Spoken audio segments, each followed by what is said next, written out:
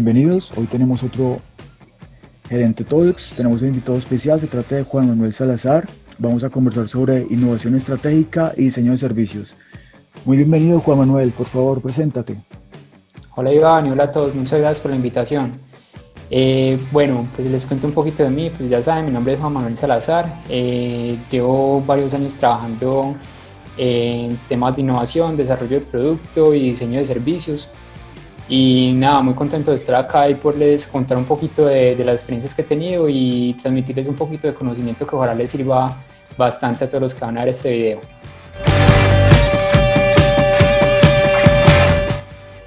Bueno, la idea es entonces hablar hoy un poquito sobre diseño de servicios, más conocido como Service Design, ya que es una disciplina que apenas está empezando a entrar fuerte en Latinoamérica.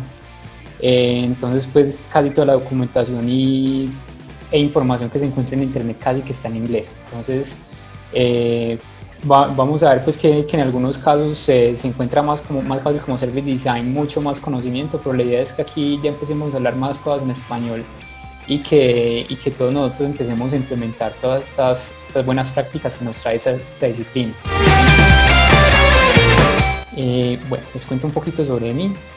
He trabajado bastante en innovación, como les contaba, llevo más o menos 8 años trabajando, resolviendo problemas, trabajando con empresas, emprendimientos, implementando sistemas de innovación y procesos de desarrollo de producto. Digamos que las experiencias más relevantes que he tenido en cuanto a estas disciplinas ha sido con Ruta N, que montamos el laboratorio de innovación en el 2017. Fue una experiencia increíble, súper bacana. La montamos desde cero, lo único que teníamos era presupuesto y objetivos. Lo bueno era que había presupuesto porque muchas veces ni hay presupuesto, pero estuvo súper bien. Logramos ser reconocidos por la revista Fast Company como una de las 9 iniciativas más innovadoras durante el 2017 en América Latina. Trabajamos con más de 200 empresas y emprendedores en ese año y desarrollamos alrededor de 1000 productos. Fue una experiencia pues que logramos implementar muchas estrategias de diseño de servicios que vimos que funcionó muy bien. Entonces ahí se aprendió bastante. También he trabajado con Renault, con Pacti, con la Alcaldía de Medellín, desarrollando igual procesos de innovación y varios productos muy interesantes que ya están rondando en el mercado. Entonces más adelante yo creo que hablamos un poquito de eso. De manera tal que, por ejemplo, con Renault nos encontramos con diferentes experiencias de innovación muy interesantes que has tenido. ¿Puedes, por favor, contarnos un poco más sobre ello? Sí, con la experiencia de Renault fue una experiencia increíble, diría yo, porque cuando trabajé con ellos no estaba directamente trabajando con el área de innovación. En Renault resulta algo muy particular, es que innovación está dedicado específicamente a ingeniería. No trabajé con ellos, estaba trabajando con transformación digital. Eso nos da mucha más versatilidad y mucho más alcance que si estuviéramos trabajando directamente con innovación. Entonces ahí nos salimos un poquito de lo que era trabajar con ingeniería, que es producción y vehículos. Empezamos a trabajar en cosas que normalmente están muy olvidadas para ese tipo de áreas. Empezamos a trabajar más que todo con el área administrativa. Y nos enfocamos mucho en los procesos administrativos, en automatizar esos procesos. Entonces, por ejemplo, empezamos a enseñarle a la gente cómo desarrollar software y cómo desarrollar RPA utilizando Open Software. Entonces pasamos, no voy a decir el nombre del consultor internacional, pero había un consultor que nos había cotizado $75,000 para desarrollar un RPA, y nosotros con un Open Software que le enseñamos a alguien a manejar, esa persona en un transcurso de 3 semanas entendió cómo se hacía y automatizó todo su proceso y terminó haciendo lo mismo que el consultor internacional nos había propuesto por $75,000, lo hizo en su trabajo con 0 pesos. Entonces eso demuestra que si nosotros empezamos a trabajar directamente con las personas, les damos el conocimiento, les damos los buenos incentivos para que lo hagan, pueden desarrollar cosas grandiosas pues.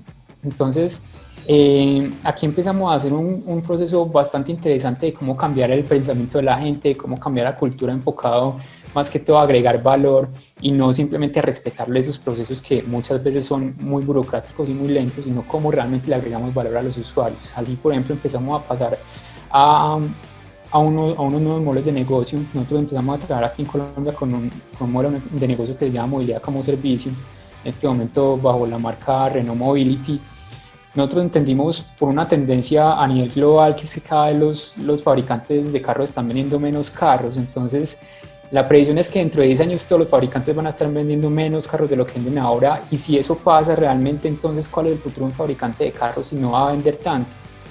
La respuesta es entonces que empezamos a encontrar que la gente no está interesada tanto en comprar un carro por tener una máquina guardada en la casa, sino que está buscando en comprar un carro porque necesita movilizarse. Entonces empezamos a desarrollar un nuevo modelo de negocio que está enfocado en venderle a la gente los kilómetros de movilidad antes de venderle una máquina. Obvio, cuando vos compras un carro hay varias cosas asociadas a la marca y a cómo la gente se siente, que tiene que ver con el estatus y con otro tipo de cosas. Y de hecho eso significa el trabajo en el diseño de servicios, de cómo realmente nosotros podemos cambiar los modelos de negocio haciendo que la gente realmente se sienta bien con eso. Entonces eso fue algo que empezamos pues a trabajar con ellos, y en este momento ya está andando y hay varios proyectos pues que arrancamos con Renault que ya están en el mercado. Por ejemplo, hay otro producto que se llama Muévete, que es la primera vez que Renault a nivel global lanza unos tenis pues que para caminar. Son hechos con todos los productos de desecho de la planta. Es un negocio circular, pues utilizando todos los desechos empezamos a hacer tenis. Es otro tipo de movilidad, entonces empezamos a trabajar diferentes tipos de oferta para la gente, y esto significa pues todo lo que tiene que ver con el diseño de servicios, cómo desarrollamos nuevas ofertas y cómo desarrollamos nuevas formas que la gente interactúe con las marcas. Sí, súper interesante. Ahí vemos entonces que gran parte de diseño de servicios estamos basados en centrarnos en el consumidor, el usuario, y desde a partir de ese tipo de experiencias es como podemos entonces encontrar justamente lo que nos cuentas, de qué manera entonces una empresa como Renault, adicional al desarrollo de negocios tradicional que conocemos, entiéndase producción, comercialización de vehículos, notamos que entendiendo a su usuario y su consumidor puede desarrollar productos adicionales y complementar a lo que comentas, que tiene todo un ciclo adicional de reuso de insumos, materias primas. Claramente se convierte entonces en una estrategia holística súper interesante. Sí, sobre todo es prepararse para los cambios que vienen, pues ya esta pandemia nos mostró que los cambios ya ocurren en un abrir y cerrar de ojos. Esto no es una cosa que nos podemos estar preparando para dentro de 10 años, esto ya está pasando, están pasando muchos cambios. Ahora, la pandemia es una preparación de lo que viene con todo el cambio climático, entonces no nos podemos quedar de brazos cruzados esperando que todo siga igual. En pocos años todo va a cambiar y ya en este momento nos tenemos que preparar es precisamente para ese tipo de cambios. Listo, entonces entremos de una vez en materia con lo que tiene que ver con Service Design. Una primera pregunta es, ¿qué es eso? Yo creo que hay una dificultad en explicar y en entender qué es Service Design, precisamente porque es una disciplina demasiado amplia y muy nueva. Y hay más gente hablando del Service Design que más gente explicando qué es, porque realmente al tener tantas cosas que ver, muchas veces se complica mucho en que la gente realmente lo entienda. Para mí es una cosa simple, hay que mantener esto simple, es que el Service Design es una disciplina que busca satisfacer las necesidades de los usuarios y los clientes. Eso tal vez es algo que siempre ha existido, pero el problema es que cuando vos montas una empresa, empiezas a trabajar con procesos grandes, empiezas a operar cosas, te empiezas a centrar demasiado en cada proceso, y a medida en que te centras en cada proceso, empiezas a olvidar cuál es el valor que agrega ese proceso. Entonces muchas veces las empresas empiezan a hacer cosas que están favoreciendo más a los procesos internos que a agregar valor al cliente. Entonces, cuando dejas de poner al usuario en la mitad de tus procesos, empiezas a dejar de agregar valor. Y en el momento que se agrega valor, entonces los productos empiezan a dejar de tener sentido. Entonces es cuando empezamos a ver que las empresas empiezan a competir por precios, empiezan a competir por cosas que realmente no tienen sentido y que dejan de ser útiles para la gente. Y entonces es cuando el Service Design vuelve a ser muy relevante. Es como, venga, vamos a hacer un alto momentico, vamos a pensar qué es lo que realmente la gente necesita que hagamos, y vamos a volcar todo nuestro potencial a agregar valor a ese cliente. Una vez que logramos agregar valor de verdad a los clientes y a los usuarios, es que nosotros dejamos de competir por los precios y empezamos a competir por lo que realmente somos capaces de hacer. Entonces eso es lo que busca el Service Design, buscar satisfacer de verdad las necesidades que hay y no las necesidades que se han inventado las empresas por ese montón de procesos que nos ha tocado montar para poder buscar más control sobre nuestros recursos. Una cosa que yo le digo a toda la gente siempre es que todo se diseña. Esto no es así como que no puedes diseñar los olores que hay en un edificio. Sí los puedes diseñar, por eso hay neuromarketing, este tipo de cosas, porque realmente puedes diseñar cómo la gente se siente, cómo la gente interactúa, cómo la gente utiliza algo. Entonces empiezas a ver que si empiezas a considerar cada uno de los elementos que hay a tu alrededor, de todos los elementos que hacen que alguien interactúe con un servicio, con un producto, entonces vemos que se puede diseñar cada una de esas partes y eso es todo lo que compone el Service Design. El Service Design lo que busca es diseñar absolutamente todo lo que hay alrededor de una persona dentro de una oferta que está haciendo una empresa. También tenemos que entender entonces que los productos, bueno, hay dos tipos los productos son realmente el resultado de los procesos. Es por eso es que todas las empresas tienen sus productos y sean empresas de prestadores de servicios. Siempre van a tener un producto porque ese es el resultado de su proceso al final. Ese resultado puede ser tanto un servicio o un bien, pero lo que siempre hay que destacar es que los servicios tal vez se pueden apoyar en un bien y tal vez no, pero siempre se está prestando un servicio. Si no se está prestando un servicio es porque no se está resolviendo una necesidad. Y si no se está prestando una necesidad, entonces se está convirtiendo realmente en un commodity. Y en el momento de convertirte en un commodity es que empiezas a tener problemas competitivos, que ya entonces decís como, bueno, entonces ya cómo voy a hacer para vender esto si todo el mundo lo está vendiendo también. Ya no es algo diferencial, ya no es algo que la gente esté realmente deseando comprar o buscando comprar porque resuelve una necesidad, sino que en cualquier parte lo encuentra y pierde completamente su valor. Es por ejemplo como si alguien vendiera, voy a ponerle un término pues muy descarado, vamos a decir como si alguien vendiera agua, pues el agua casi que está en todas partes, digamos que no es un agua que necesitas ver, sino agua, cualquier cosa y que no es agua corriente. Si quisieras lo podrías comprar en la esquina, si quisieras lo podrías coger de alguna quebrada, pero entonces ahí empieza a agregar servicios. Si es agua que es para beber, entonces ya sí, entonces empiezas a agregar un servicio que es agua potable. Si es agua que es para consumir en la casa, entonces empiezas a agregar un servicio que es que llegue hasta la casa. Pero si no le agregas esos servicios diferenciales, entonces empiezas a dejar de ser competitivo y eso es lo que busca el Service Design, agregar ese nivel de servicios para que la gente realmente busque que encuentre que están resolviendo una necesidad real y lo pueda consumir.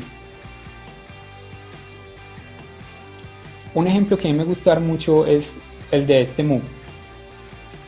A nivel, pues esto es un mug normal, digamos que es un mug que sirve para tomar café y que alguien lo utiliza todas las mañanas antes de trabajar para tomar un café y sentirse, digamos, un poco más despierto. Hay mucha gente que necesita ese café para poder ser productivo realmente. Pero digamos que este mug tiene un hueco por debajo. Entonces, si servís el café, pues el café se va a regar y nunca vas a poder consumir el café que esperabas consumir. ¿Qué servicio prestaría ese mug entonces si tiene ese hueso por debajo? No serviría literal para nada, serviría como un pisapapeles. Pero entonces la gente no compra realmente un mug para tener un mug en la casa, compra un mug por lo que siente cuando utiliza ese mug. En este caso, por lo que siente su mejora de productividad y por lo que siente como decoración cuando lo tiene al lado de su computador, encima de su escritorio. Pero es un mug que no representa absolutamente nada, ni de decoración ni de mejora en productividad. Ese mug no tiene sentido, deja de ser simplemente un objeto más que nadie estaría interesado en comprar. Entonces ahí es cuando empezamos a ver que realmente el diseño de servicios lo que busca es agregarle valor a las cosas, y así como este mug, que es un ejemplo muy simple, existen un montón de objetos y de servicios que lo que realmente están buscando es solucionar problemas y necesidades, no solamente hacer un objeto porque sí o hacer un proceso porque sí. Bueno, pero entonces ¿esto qué logra? Estos son algunos de las cosas que logra el Service Design, y esto sale del manifiesto de Service Design. Lo primero es que logra una comprensión completa de las redes, de las necesidades de los usuarios. Aquí no estamos hablando que, porque se me ocurrió lo vamos a hacer. Esto sale de algunas cosas del manifiesto de Service Design, que es lo que busca realmente y lo que se logra con el Service Design. Lo primero es entender completamente las necesidades reales de los usuarios. Esto no puede ser una cosa que, se me ocurrió este proyecto y lo vamos a hacer, sino que, listo, ese proyecto o ese diseño que quieres hacer, ¿por qué lo quieres hacer? ¿Qué necesidad estás resolviendo? ¿Qué problema estás resolviendo? ¿Es una necesidad real o te la inventaste? Y eso es lo primero que hay que hacer cuando vamos a diseñar cualquier cosa. Es decir, una cosa que siempre le digo a la gente con la que trabajo es, es malo desarrollar un proyecto mal gestionado, pero es más malo llevar un proyecto bien gestionado que nunca debió ejecutarse. Y esto empieza desde entendiendo bien las necesidades que tienen los usuarios. Si es una necesidad que nunca tuvo el usuario, entonces ¿para qué vas a desarrollar ese diseño? Y eso es lo que busca el Service Design, entender que esas necesidades sí sean reales y entender necesidades reales, ocultas, que no sean realmente tan tangibles como se puede creer que se pueden ver en el mercado, sino profundizar en la mente de cada uno de los consumidores y entender qué es lo que están buscando para poder proponer un nuevo producto y un nuevo proyecto. Lo segundo es enfocarse en los problemas que realmente existen en esa comunidad de usuarios y de clientes antes que enfocarse en los procesos internos. Uno de los problemas que he visto en muchas empresas es que siempre las empresas se quedan mirando hacia adentro y no miran hacia afuera. Entonces, claro, los problemas que ven son sus problemas de operación, sus problemas de procesos y otras tantas cosas, pero nunca ven cuáles son las cosas que tienen que hacer hacia afuera por los usuarios, que son finalmente los que hacen que las empresas existan. Entonces, si una empresa se queda mirando hacia adentro, pues ya vamos a incumplir la primera parte, que es identificar problemas reales. Entonces, eso es lo primero que le digo a la gente. Tenemos que salir de las cuatro paredes de nuestra empresa y empezar a entender qué es lo que está pasando allá afuera. Lo tercero es lograr un sistema global y eficiente. No es suficiente con lograr un solo punto de contacto que sea eficiente, sino que lo tenemos que ver como un todo. Yo voy a poner aquí un ejemplo que yo creo que a mucha gente le ha pasado, y es que algunos operadores de Internet son muy buenos instalando Internet, pero son muy malos resolviendo las quejas de cuando el Internet no funciona. Entonces el Service Design debe enfocarse en ese tipo de cosas, en cómo hacer que no funcione bien solo una cosa, sino que funcione bien todo. Lo cuarto entonces es el aumento en el componente diferenciador, que va a llevar a que las empresas tengan éxito comercial. Lo que les decía ahora, si una empresa deja de agregar valor y deja de prestar servicios, empieza a vender commodities. Y al vender commodities quedamos compitiendo por precios, y al competir por precios significa que no nos estamos diferenciando y que es lo mismo comprarle a uno que comprarle al otro. Y si empezamos a vender más barato y empezamos la guerra del centavo, pues es una guerra de desgaste. Se gana el último en cerrar. Entonces tenemos que buscar es cómo agregar ese valor para que la guerra no sea por el centavo de más o el centavo de menos, sino que sea por cuáles son los problemas que realmente la gente está dispuesta a sacrificar digamos un precio por resolver sus cosas. También está la parte del entendimiento de las particularidades que causan los problemas durante la prestación del servicio. Volviendo al caso del operador de Internet, seguramente hay muchos estudios porque una empresa presta muy bien una parte de su servicio pero mal otra. Y lo que busca el diseño de servicios es entender cada uno de esos puntos que puede salir mal para anteponerse a esas cosas.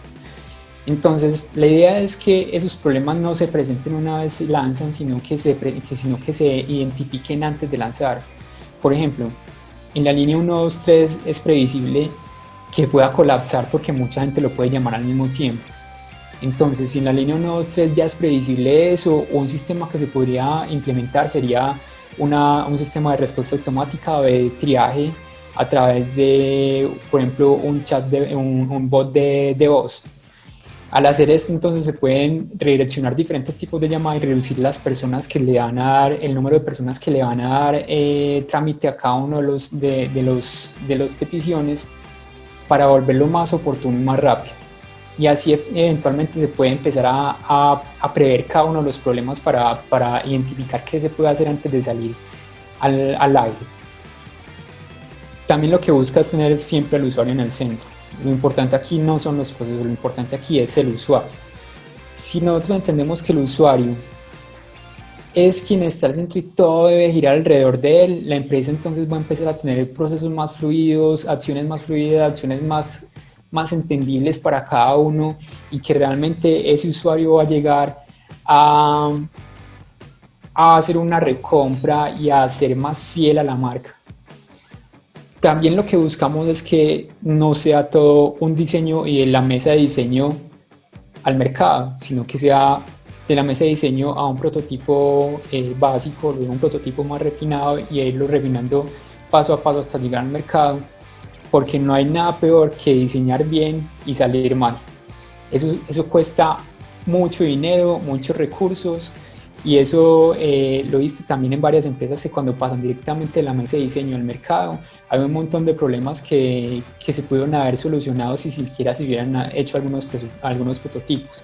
Y eso es precisamente lo que buscamos cuando empezamos a prototipar.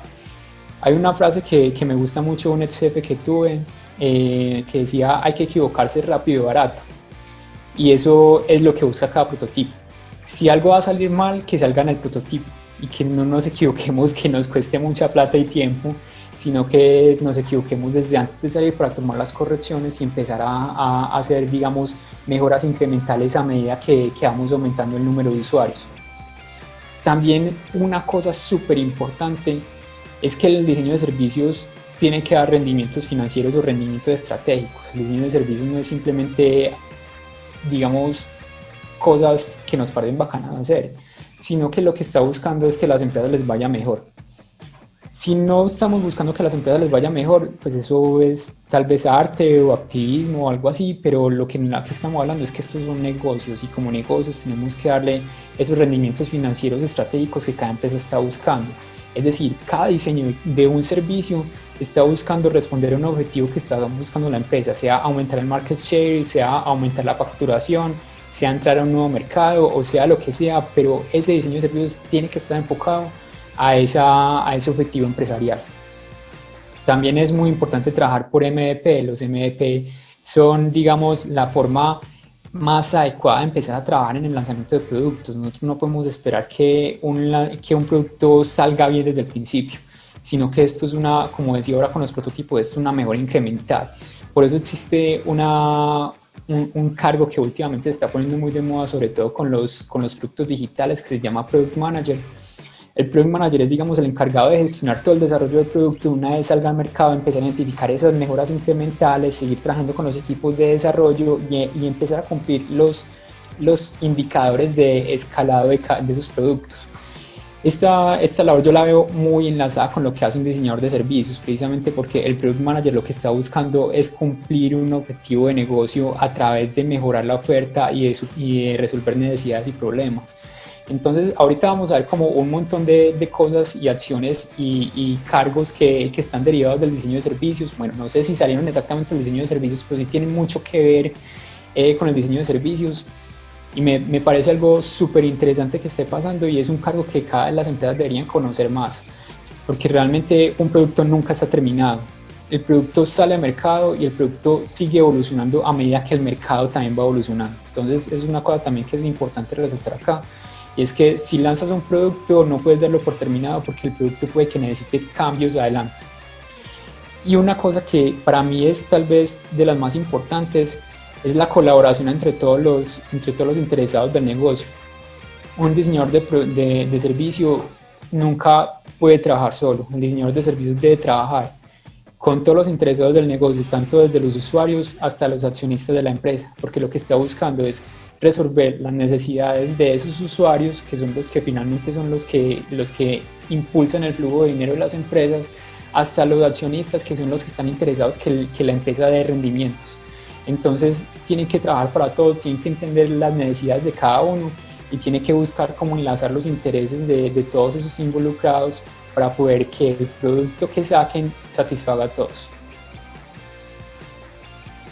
Pero entonces, ¿en qué consiste? Yo creo que ya en este momento todos tienen tal vez una idea de qué es lo que se busca con esto, pero entonces deben estar preguntando, bueno, entonces, ¿qué hago cómo hago el diseño de servicios? ¿Cómo tengo que empezar? Pues el diseño de servicios consta de tres partes. Lo primero es el recorrido, lo segundo es la estructura y lo tercero es el comportamiento. Cada una es igual de importante, pero hay uno que enlaza a los otros dos. El comportamiento es el enlace entre el recorrido y la estructura.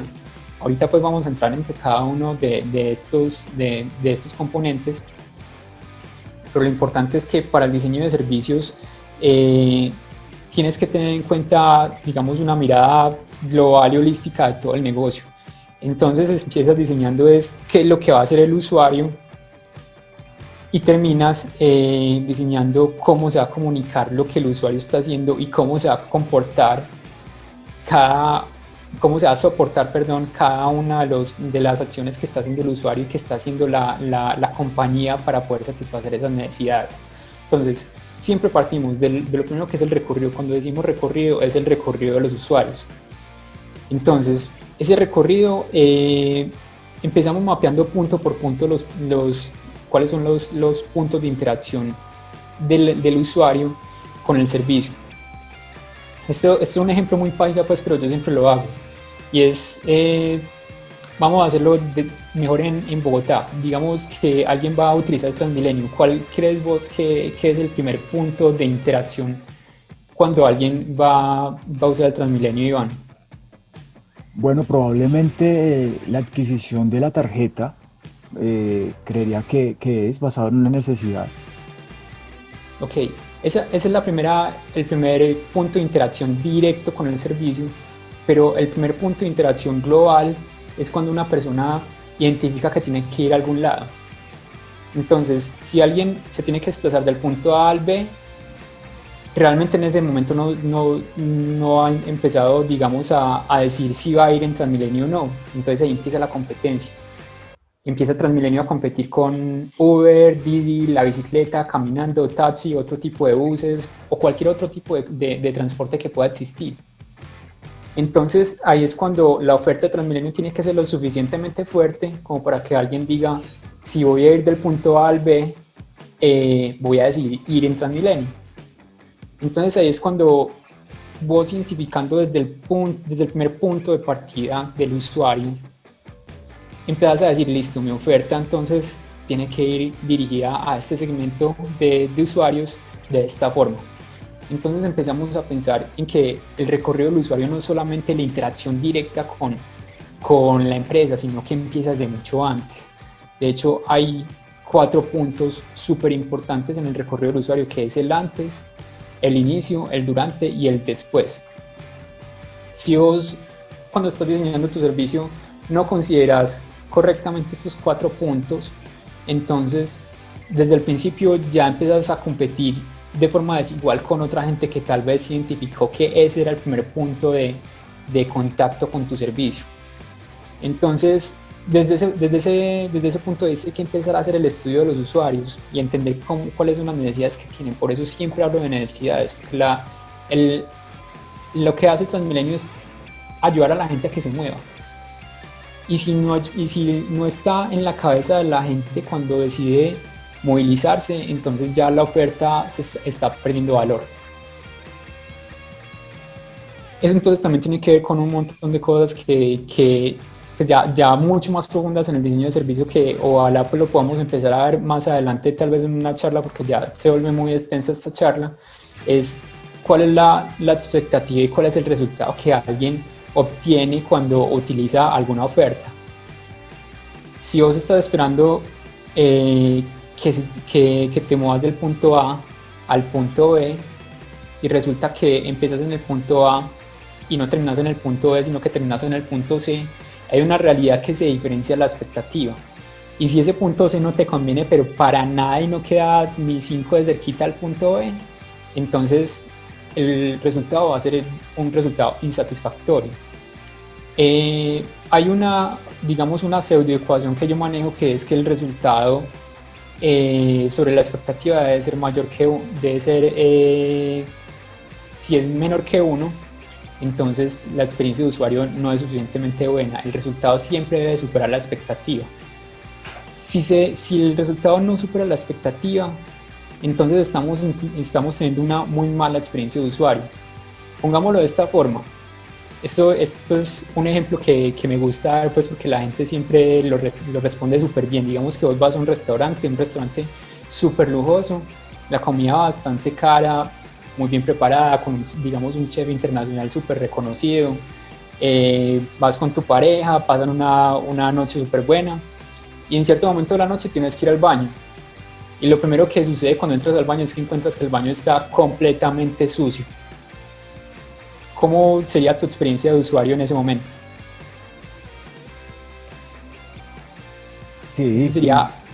Sí, inmediatamente sí, se afecta totalmente la percepción, claro que sí. sí. Entonces ahí, si estás pagando por una buena comida, por un ambiente muy agradable, y llegas a una parte, a un solo punto de la interacción que te fue súper mal y que no esperabas que te fuera así de mal, pues la expectativa de una se va al piso, y entonces el resultado es horrendo. Y por muy bueno que hayas pasado en las otras partes, ese solo punto de interacción ya está dañando todo el resultado completo que tenías de esa experiencia. Entonces, siempre tenemos que mantener los resultados por encima de las expectativas. Una vez que logras eso, pues vas a tener una muy buena experiencia de usuario. Entonces, siempre es...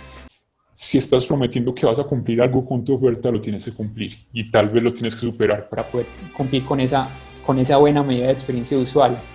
Uno de los proyectos en los que yo trabajé cometimos ese error. Eso es una cosa que aprendí bastante.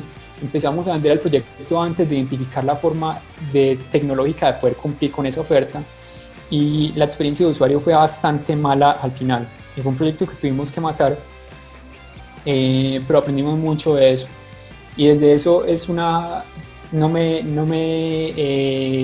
da pena decirlo realmente, pero no sé, eso es un error que no se debe cometer nunca, pues yo ya lo cometí, no lo cometen ustedes, de aumentar la experiencia, aumentar la expectativa sin tener resuelto un montón de cosas tecnológicas que seguramente van a afectar al final el resultado de esa persona.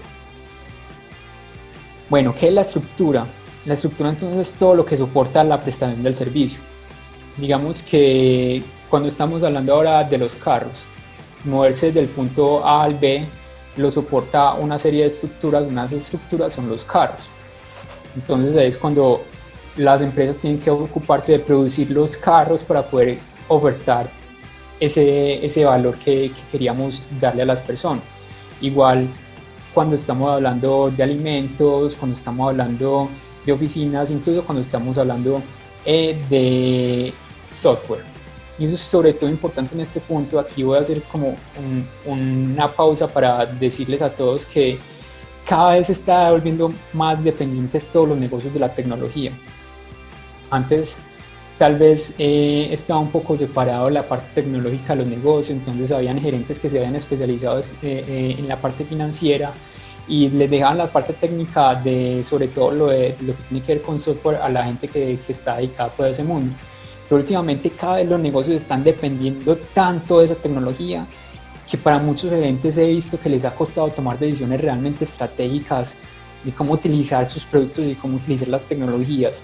Un consejo que le he estado dando a mucha gente últimamente es que debemos adelantarnos un poquito a eso y entender realmente cómo utilizar la tecnología para poder tomar decisiones estratégicas a nivel de negocio.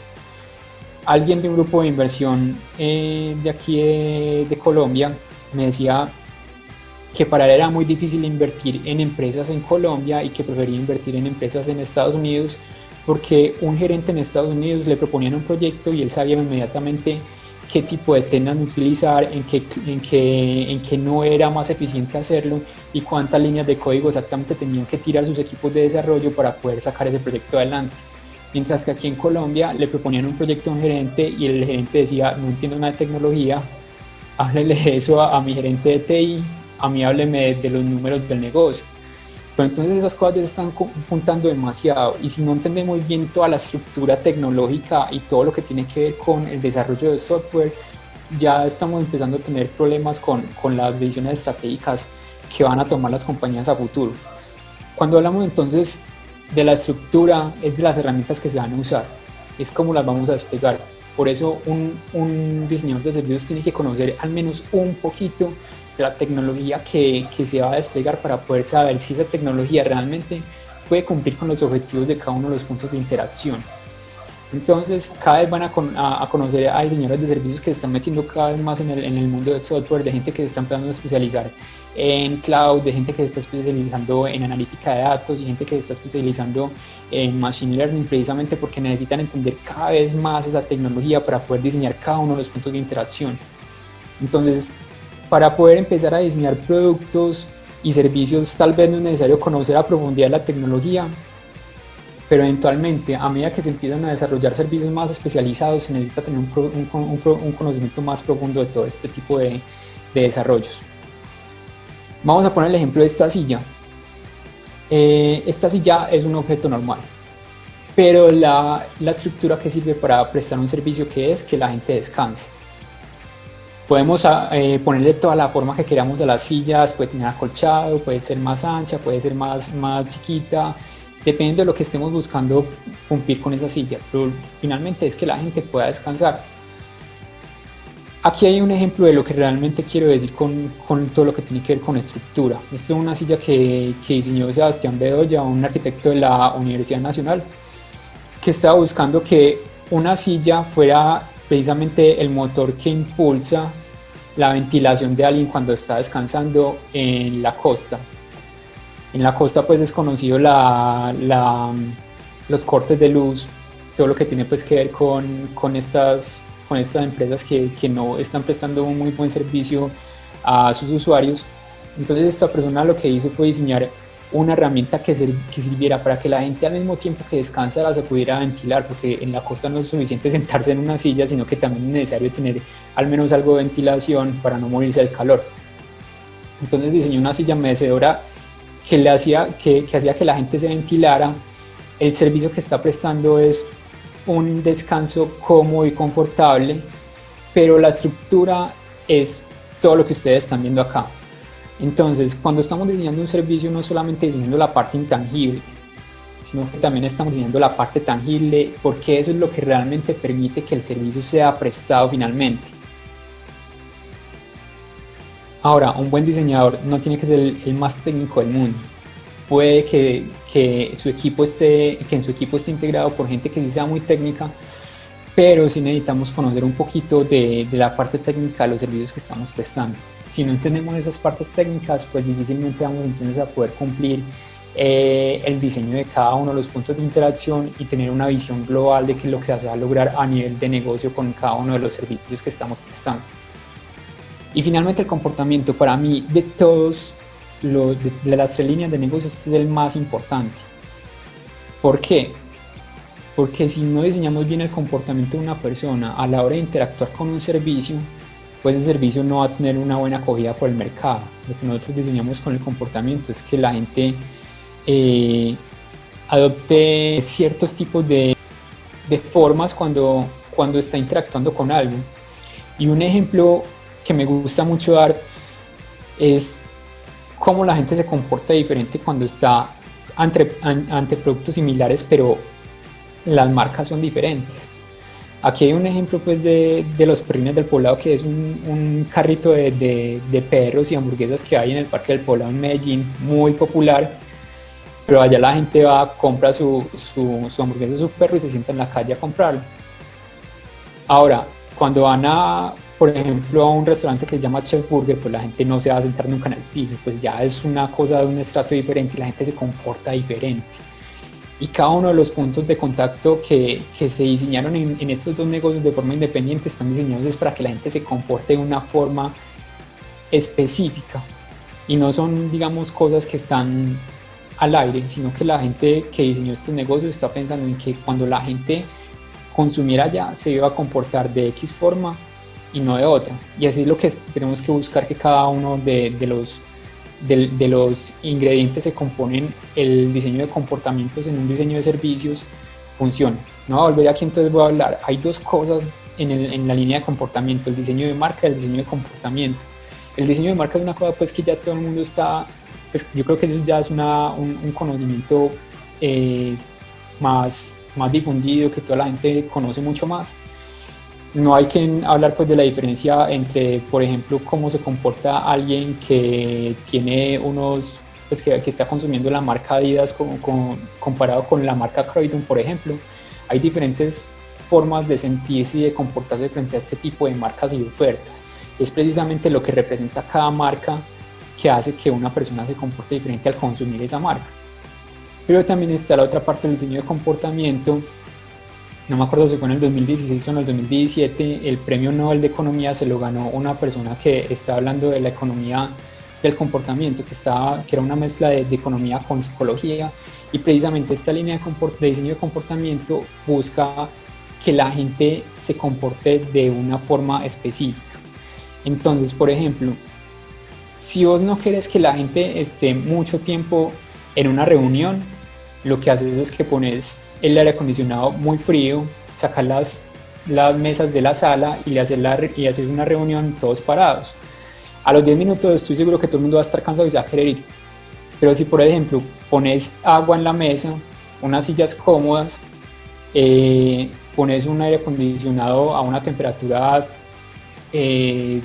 cómoda para todos, puede pasar 2 horas y la gente va a querer seguir puede seguir hablando en la misma reunión.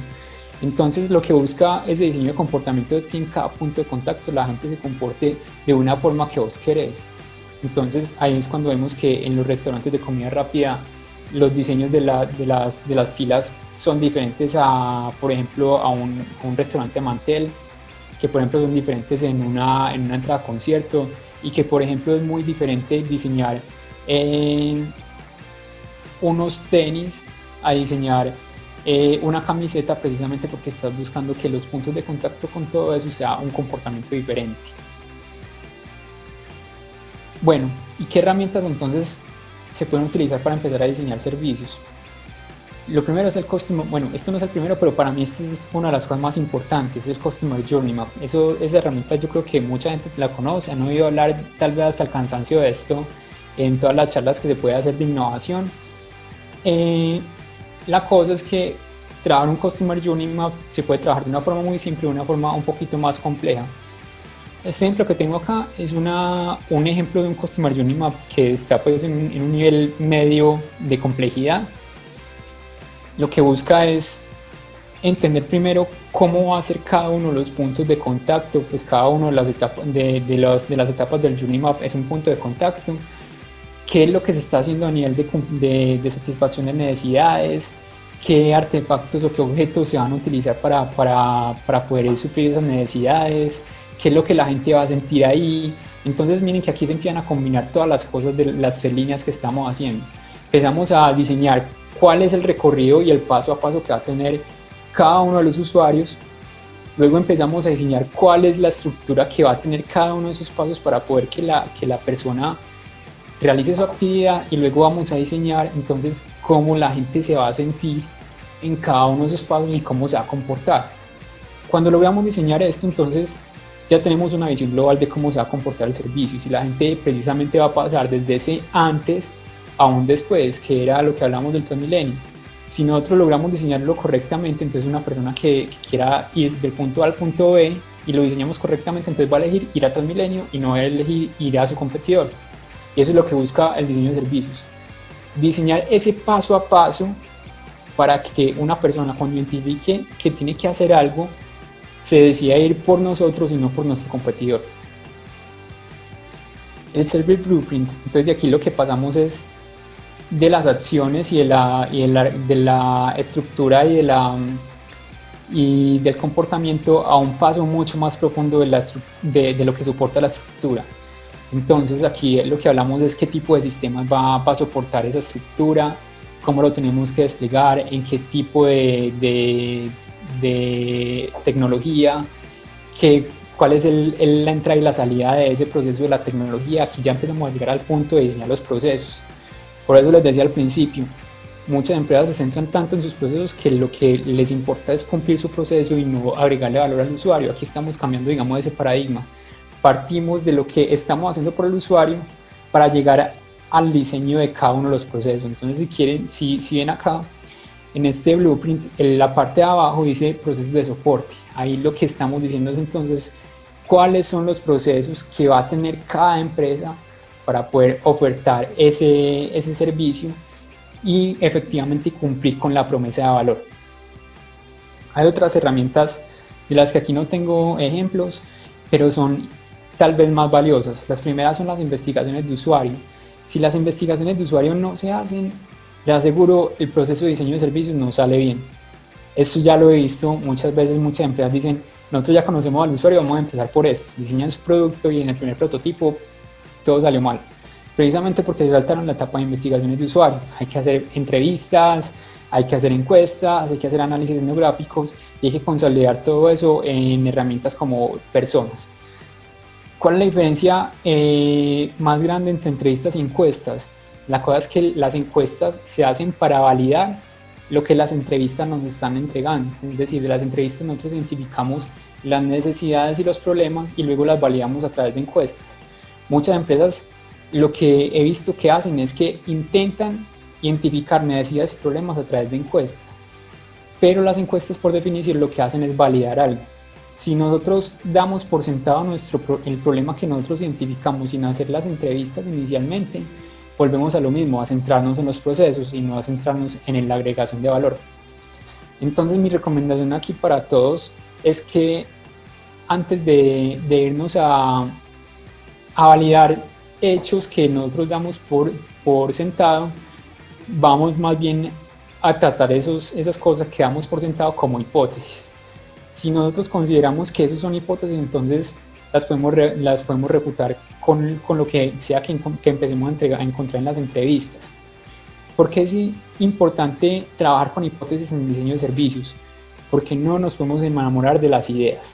Una vez que nos enamoramos de las ideas, vamos a ir hasta el final con un producto que tal vez no tenga ningún tipo de cabida en el mercado.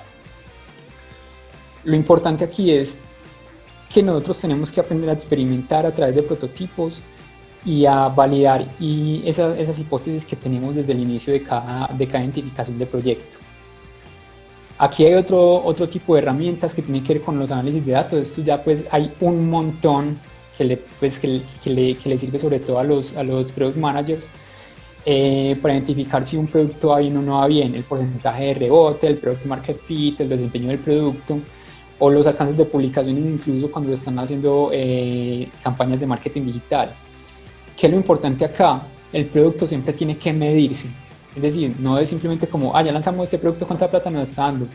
Esa plata es un resultado final de un montón de indicadores intermedios. Nosotros tenemos que medir cuánta gente está conociendo ese producto, al menos cuánta gente está interesada y empezar a construir como un funnel, un embudo de métricas que finalmente desemboquen en eso que son las ventas, que es tal vez lo más importante para las empresas. Pero tenemos que empezar a medir esos puntos intermedios para saber dónde tomar correcciones y empezar a tener mejores resultados al final de las ventas. Vuelvo y les repito, es una cosa que creo que se los voy a repetir muchas veces porque me interesa mucho que lo interioricen. Es un producto nunca está terminado, el producto simplemente sale a mercado y cuando sale a mercado se sigue refinando y siempre va a estar refinado. Un producto nunca en la vida va a estar completamente terminado. Y bueno, esto hasta ahora era todo lo que tenía preparado. Yo creo que ya aquí podemos empezar a hablar de varias cositas, Iván, vos y yo. Claro. Igual sí. Aquí les dejo mis contactos por si necesitan, pues si están interesados en hablar sobre algo de esto, o simplemente tienen anotaciones o quieren retroalimentarme sobre alguna cosa. Bienvenidos todos los comentarios que tengan. Súper, Juan, muchísimas gracias, súper interesante todo. Entre todo lo que hablaste, sí, por supuesto, hay un par de cosas chéverísimas que abordemos. Tú, por ejemplo, hablabas de que existen varios puntos, por decir así, que creo que también se puede asimilar un poco con el Customer Journey Map, y es que mostrabas en algún punto que el diseño de servicios requiere entender el antes, el inicio, el durante y el después. Entonces me parece súper interesante esos pasos, porque justamente ahí identificábamos entonces esa parte que, en mi opinión, que soy un poco más de marketing y de estrategias, yo encuentro una similitud interesante con lo que llamamos en marketing cadena de clientes, que es cuando tú sabes a quién te diriges en marketing. Por ejemplo, te diriges al consumidor, te diriges al comprador, te diriges al cliente o al usuario. Y lo encontré la similitud porque yo dije, un momento, o sea, en diseño de servicios, acá tenemos el antes, que es igual en marketing cuando uno dice a quién me dirijo para identificar, por ejemplo, la necesidad del consumidor, o será la necesidad del cliente o el usuario. O sea, ahí, por ejemplo, podríamos decir, esa primera etapa, podríamos decir, ese antes podría ser del usuario, que el usuario entonces es para quien está diseñado un producto o servicio. Y luego encontramos, por ejemplo, el inicio, que en marketing podríamos decir quizás es algo así como el cliente. Quizás el cliente es el que en marketing consideramos que es aquel perfil que ya tiene algo de posicionamiento de marca en su mente, y por lo tanto ese top of mind le dice, mira, el usuario, que digamos que, voy a poner un ejemplo, digamos que por una familia, el usuario es el hijo menor de edad, digamos que es un niño, digamos que el cliente es la mamá, que es la que siempre recuerda qué marca tiene que comprarle al niño para esa necesidad ser satisfecha o cubierta. Y luego podemos decir que quizás ahí encontramos en una fase comprador. Comprador en marketing no es ni el que aprovecha el producto, ni el que lo consume, es el que paga, literal. Entonces, pues yo encuentro ciertas similitudes con cadena de clientes en términos marketing y esto. A lo que voy entonces es que, en mi opinión, la innovación es sinérgica, como que todo es un ecosistema en donde marketing, diseño de servicios, estrategia, finanzas, todo como que se aglomera un poco. Sí, así es. De hecho, eh, en todo esto que tiene que ver con innovación y diseño de servicios, no se puede trabajar sin pensar en los resultados financieros y sin pensar en el mercadeo, sin pensar en las ventas, sin pensar en el control de producción, sin pensar en las personas. Aquí todo tiene que ver con todo. Entonces, por eso al principio decía, esto es una visión holística e integral. Hay que mirar que el diseño de servicios no solamente se enfoca en, bueno, ¿cuál es el valor que vamos a ofrecer? Sino, si ya identificamos cómo es ese valor, es cómo lo desplegamos. Entonces tenemos que empezar a diseñar toda esa estructura que lo puede soportar. Y tal como lo decías, aquí en cada uno de los puntos de contacto puede que el usuario cambie, que el cliente sea uno y que en el punto siguiente de contacto el cliente sea otro. Entonces, esto es una cadena de hecho muy móvil, y hay que identificar cada uno de esos puntos de contacto y cada uno de los elementos de diseño de forma individual, porque si no, entonces vamos a estar cometiendo algo que ocurre mucho, y es que no identificamos realmente a quién es que le estamos entregando verdaderamente el valor. Y terminamos muchas veces cometiendo errores que tienen que ver con relacionarnos mal con la persona con la que realmente importa relacionarse bien en ese punto de contacto. Tal como lo decías, muchas veces el que importa más es el niño y otras veces el que importa más es la mamá. Entonces tenemos que saber en qué momento agregarle valor a quién, y eso es lo que vale la pena para todo este diseño del Journeyman. Identificar cuáles son los puntos móviles y cuáles son el cambio del usuario, y empezar a jugar con esas cosas. Entonces todo tiene que ver con todo. Y en medio de esto, seguro que hay empresas que dicen, bueno, yo no comercializo servicios, yo soy una empresa de productos, de tangibles. ¿Qué le puedes decir a esas empresas? ¿Tú consideras que definitivamente la innovación de servicios, el diseño de servicios aplica para todo tipo de empresas? Para mí el diseño de servicios aplica para todo. Voy a poner un ejemplo. Un importador de maquinaria. Para ese importador de maquinaria puede decir como, no, pues yo vendo máquinas, yo no fabrico nada, yo lo que hago es traer máquinas de China y ponerlas aquí en Colombia. no creo que se aplique nada más, pero realmente ahí sí tiene que ver mucho que ver con el servicio. Si bien no están fabricando nada, el servicio que están prestando es un servicio de logística, es muchas veces un servicio de mantenimiento, de puesta a punto. Entonces, todas las empresas, absolutamente todas, tienen que ver con el diseño de servicios. Como lo decía al principio, una vez que se deja de prestar servicios, empiezas a vender commodities. Si nosotros no queremos vender commodities, no queremos competir por el precio, tenemos que prestarle más atención al diseño de servicios para que entonces empecemos a realmente agregar valor a cada una de las cosas que hacemos. Y en medio de estos experimentos, innovaciones y demás, cuéntanos por favor otro caso de éxito que tú hayas visto, puede ser en Colombia, puede ser internacional, que te haya sorprendido mucho, que tú hayas dicho, wow, o sea, el resultado que obtuve desde el punto de partida o problemática identificada hasta el resultado que lograron fue súper impresionante. A ver, pienso un poquito. Hay dos casos, pues voy a hablar de uno que es un caso documentado bastante interesante del Reino Unido de la lucha contra la adicción al tabaco. Ellos, después de mucho análisis, se dieron cuenta que la adicción al tabaco no es tanto una adicción química. Entonces, es algo así como 3 días después de fumarte un cigarrillo, a los 3 días ya no tenés nicotina en el cuerpo y el cuerpo ya ha superado la adicción a la nicotina. Lo que está pasando en ese punto es que la gente es adicta, se ha vuelto adicta a las situaciones sociales. Entonces ya no es la nicotina lo que les está diciendo fumar un cigarrillo, sino que es ver a cierta persona con la que fumaban que le detona un montón de cosas químicas en la cabeza que dice, hey, necesito ya fumar un cigarrillo. O si siempre fumaba un cigarrillo cuando iba de fiesta y se da de fiesta, entonces el cuerpo ya le empieza a pedir ese tipo de cigarrillos. Ellos empezaron a identificar cómo realmente revertir ese tipo de descargas químicas a las situaciones sociales. Y las empezaron a hacer cambiando el tipo de respuesta del cuerpo cuando el cerebro les pedía que se fumaran un cigarrillo. Entonces hubo una serie de experimentos, unos los cambiaron por café, otros los cambiaron por chocolate, otros los cambiaron por hacer una llamada a una persona.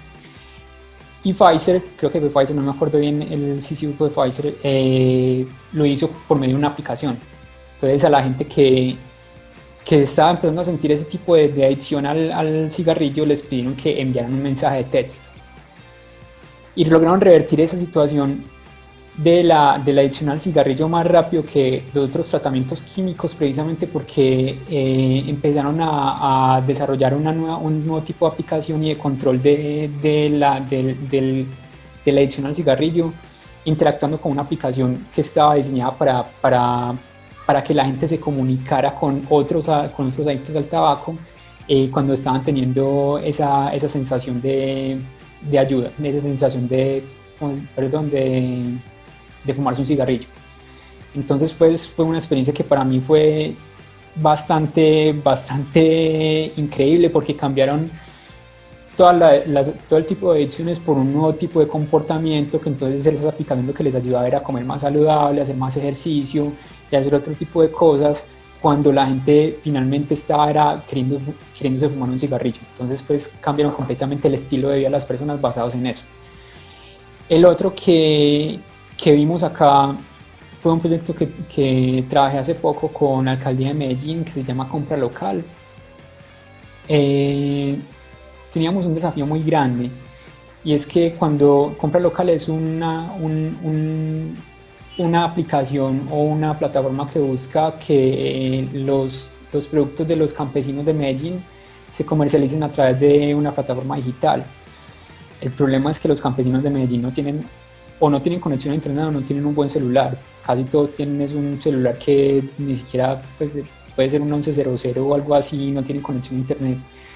Entonces manejar un inventario con ellos es muy complicado porque pues no sabes si dentro de una semana cuántos tipos de hortalizas vas a tener o cuántos mercados puedes sacar, porque depende de un montón de cosas y no están tecnificados a ese nivel pero un e-commerce depende 100% que la producción y el inventario que se tenga realmente refleje lo que se está prometiendo dentro de la plataforma. Entonces, ¿cómo se logró sobreponer, digamos, este problema? Fue trabajando con comunidades y fue, listo, aquí la producción no va a ser exclusivamente de una persona o una familia, sino que va a ser de la comunidad completa. Y es la comunidad completa la que va a ofertar los mercados.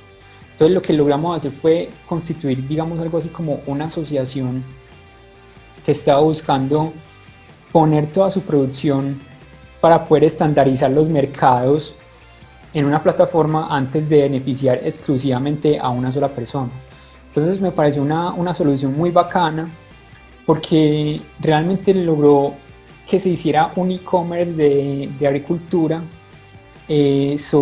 trabajando con un grupo de proveedores o de productores que no tienen la capacidad técnica para poder cumplir con ese tipo de oferta. Entonces, encontrar ese tipo de soluciones es lo que hace que trabajar en diseño de servicios sea tan satisfactorio, porque realmente son problemas bastante complicados a nivel de infraestructura y a nivel de uso de tecnología, pero que las personas hacen que siempre este tipo de problemas se solucionen de alguna forma. Te voy a comentar un caso y tú me dirás si es correcto respecto a cómo lograr hacer visible lo intangible de los servicios. Y lo digo porque en muchos casos muy probablemente las empresas dicen el inconveniente es cómo logro que los consumidores interactúen o sientan una interacción un poco similar a cómo se logra con los productos. Entonces algo así como cómo hacemos visible lo intangible del servicio. Te voy a contar un caso. Nosotros también desarrollamos videojuegos para redes sociales, para influenciadores, famosos, marcas. Y en medio de eso, por ejemplo, nos ha pasado algo interesante y es que cuando en los videojuegos la empresa logra que ya su comunidad, sus followers interactúen con esto, sí se logra algo interesante y es que reactiva esa comunidad. Entonces ya esa comunidad no es solo como que está esperando una foto o un video, sino que pasa a ser un actor activo y pasa entonces a interactuar con la marca, a disfrutarla y le parece que como si hubiera sido tangible por un momento, como que tocó elementos, como que ganó puntos, como que se volvió algo distinto. Esto quizás sea un caso de cómo hacer visible lo intangible del servicio y en caso que no, pues cuéntanos por favor un caso en donde se logre mejorar esto.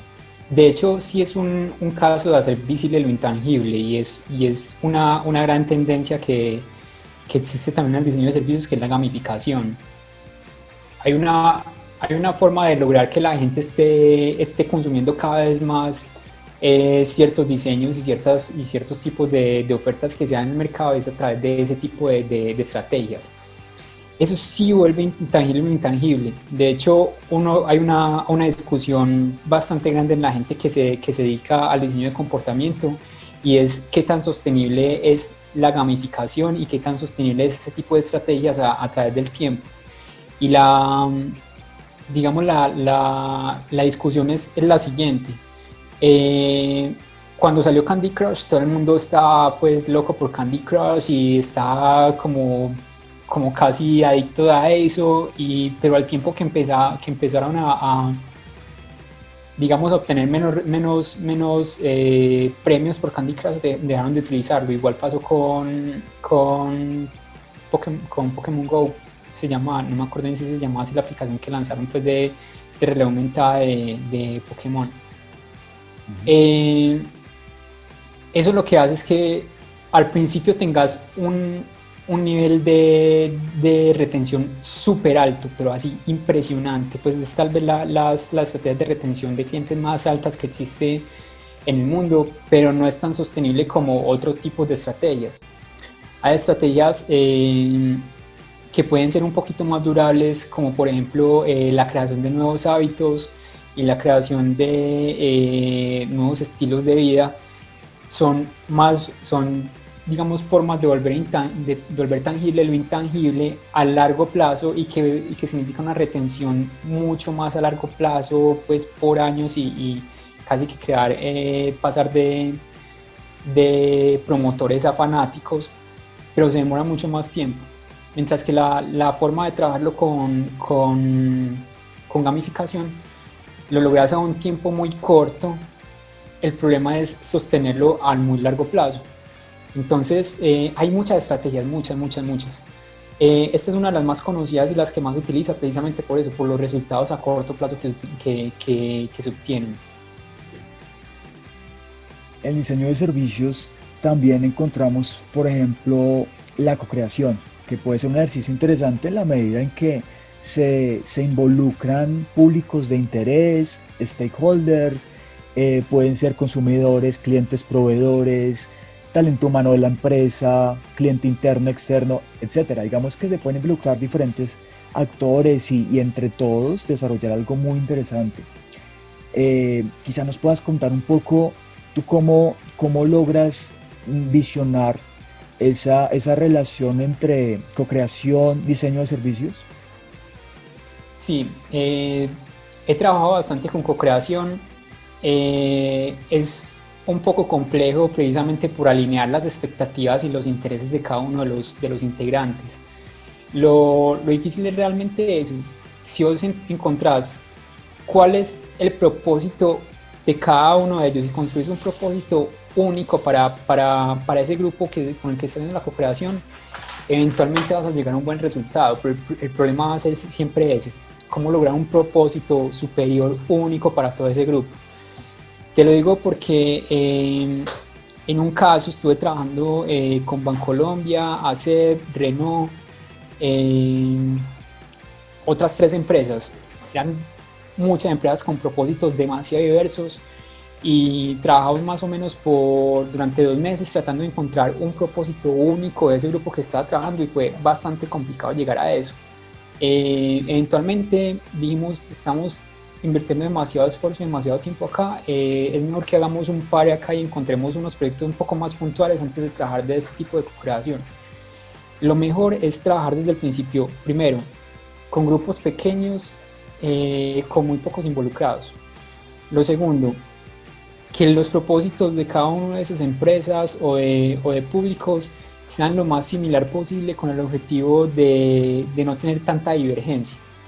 Y lo tercero es que no se invierta demasiado tiempo tratando de forzar las cosas. Si las cosas se logran dar, esos 2 primeros pasos se logran dar bien, el resultado de proyectos va a llegar muy rápido. Pero si entonces empezás a ver que los proyectos no llegan y los empiezas a forzar, va a ser más complicado. Uno de las cosas que resultó bien fue que solamente en uno de los proyectos de co-creación estábamos trabajando Sura y Renault. Y era muy fácil porque Sura pues estaba buscando vender seguros de vehículos y Renault está buscando vender vehículos y tiene los vehículos, entonces pues funciona un poquito mejor a ese nivel. Pero ya pues cuando empiezas a meter demasiada gente se vuelve más complicado. Entonces mi consejo es: si van a trabajar en términos de co-creación, traten de mantener al menos al inicio pocos involucrados para que lleguen más fácil a acuerdos. Vale, Juan, ha sido un talk súper interesante. Muchísimas gracias por tu tiempo, transferencia de conocimiento. Quizás tengas alguna conclusión, recomendaciones finales. Como recomendaciones finales, diría: el diseño de servicios, es una cosa tan amplia que está empezando a abrir diferentes tipos de cargos y diferentes tipos de trabajos en muchos sectores. Como les contaba, ahora están empezando a aparecer cada vez más UX, están empezando a aparecer copyright, product manager, un montón de cosas. Esto es una cosa que apenas se está empezando a construir bien, apenas está empezando a consolidar. Entonces, a medida que esta disciplina empieza a avanzar, empiezan a aparecer más cosas, entonces hay que estar todo el tiempo investigando, leyendo, estando abierto pues a lo que ocurra. Lo que yo diría es que en este mundo no hay todavía nada escrito, apenas estamos empezando a construir todo esto, cada vez van a aparecer cosas más bacanas, más interesantes y que les van a servir cada vez más a las empresas. Entonces, como consejo es simplemente estén atentos de lo que esté pasando, sigan siendo curiosos para absorber cada vez más información y sigan tal vez escuchando qué es lo que la gente tiene por decir, porque entre más escuchemos y más conversemos con todo el mundo, más vamos a poder construir cosas que les sirvan más a las empresas a construir valor y a ser más exitosos. Juan, muchísimas gracias. No, a vos y a todos ustedes, muchas gracias también por ver el video.